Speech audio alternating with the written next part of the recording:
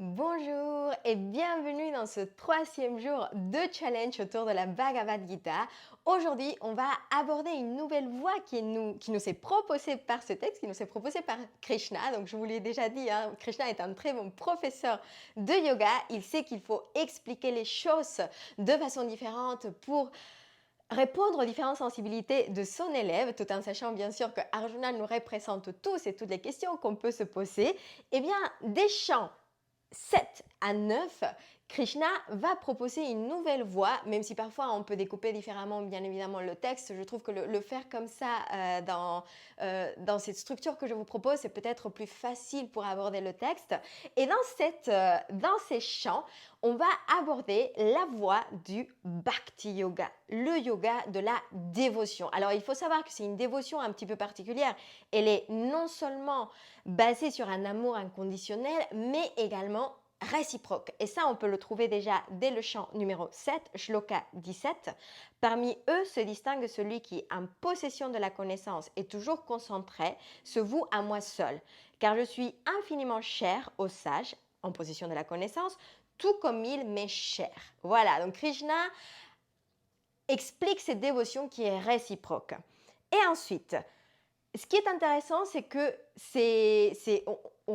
on n'a pas le temps d'en parler dans 5 minutes, mais c'est ce qui va aussi faire une révolution à ce moment-là par rapport aux mouvements dévotionnels qui vont apparaître après ce texte. Eh bien, c'est là où on peut aussi voir les différentes formes que ça peut prendre, justement, que les traditions hindoues vont prendre. Et je voulais vous partager justement le shloka, donc toujours chant 7, shloka 21. Mais quelques formes divines qu'un fidèle dans sa foi souhaite honorer, c'est moi qui lui inspire cette foi inébranlable. Peut-être réfléchir sur cette shloka, vous me direz ce que vous en pensez, vous pourrez évidemment poser des questions. En tout cas, ce qui est intéressant dans cette voie, c'est qu'on nous propose d'agir, donc il s'agit toujours d'agir, d'avancer, d'être dans l'action, mais en vouant chaque action justement à quelque chose, à la divinité. Derrière, Krishna va être on verra un petit peu plus demain, qui est vraiment Krishna, mais qui est le représentant du Brahman, pour revenir à ce qu'on a vu hier. Et du coup, tout acte, toute chose qu'on va faire, penser, qu'on va dire, ça sera un sacrifice dévotionnel envers le divin. Voilà la voie du Bhakti Yoga. Pour moi, c'est vraiment la voie de l'amour. On pourra en parler pendant des heures, mais j'avais envie de partager aussi quelques extraits avec vous.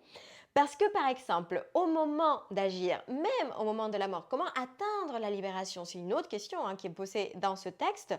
Krishna va dire à Arjuna, donc on est dans le chant 8, shloka 7, « Souviens-toi donc de moi en tout temps et combat. L'esprit et la pensée fixée sur moi. C'est à moi que tu viendras alors, rien n'est plus certain. » Ou encore, désolé, c'est un petit peu dans le désordre, le shloka 5, toujours chant 8, « Celui qui à l'heure de sa fin abandonne son corps en se souvenant uniquement de moi, rejoint mon être. » Là-dessus, aucun doute.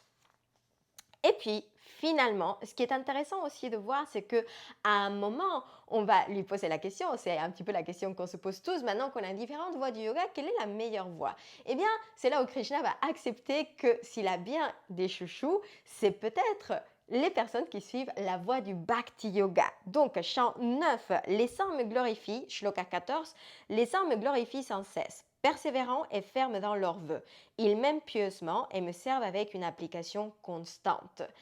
Mais voilà, du coup, on va pouvoir se poser la question, qui est vraiment Krishna? Parce que pour l'instant, c'est juste un simple cocher, même si on a déjà quelques indices qui nous indiquent peut-être le contraire.